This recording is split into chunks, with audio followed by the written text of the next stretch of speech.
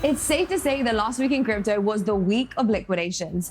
We saw the major lending platform Celsius and the billion-dollar hedge fund 3 Arrows Capital both reportedly being liquidated across many of their positions, which caused even more selling pressure to a market that was already on its way down. Adding to the chaos, the Solend lending protocol on Solana made a controversial move by proposing to take over the account of a whale to prevent an on-chain liquidation that could have caused a huge cascade of liquidations on other DeFi apps. The whale had deposited around $170 million worth of SOL as collateral to borrow $108 million of stablecoins.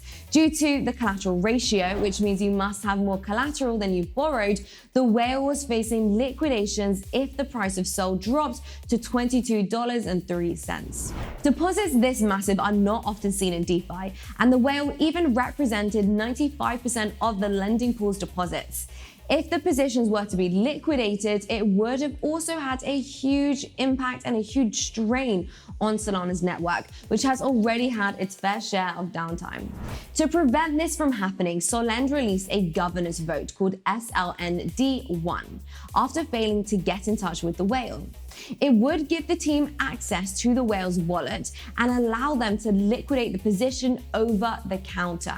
This would mean selling some of the whale's SOL tokens to a buyer, potentially for a small discount, to bypass the draining of liquidity pools. The proposal passed, but because one wallet represented more than 90% of the vote, this caused huge uproar on Twitter, where many commentators labeled the move as being antithetical to the core DeFi principles and an unlawful hijacking of the whale's account.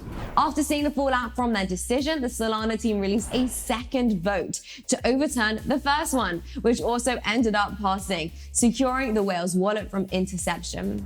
The price of SOL has since recovered slightly, but it is up to the team to figure out a new strategy if the price were to fall to the liquidation price. The first proposal has shown some of the shortcomings of DeFi that weren't obvious before.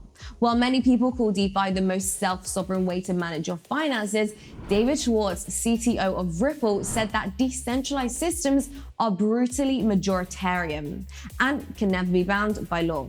Essentially, in DeFi, your finances are not completely sovereign, but also controlled by the majority votes in any proposal. In the case of the Solend vote, only around 1% of governance token holders actually voted, meaning that the majority decision was able to be passed by a tiny minority of the community. And right across DeFi, this is not uncommon. While it wouldn't be crypto without the ups and downs, DeFi has taken some heavy hits over the last few weeks and taught another generation of crypto users the risk that comes with depositing your entire portfolio in one protocol. The blowback from the Solend vote has also taught us about the importance of healthy and robust on-chain governance, where the community is properly incentivized to take part, even when prices are down.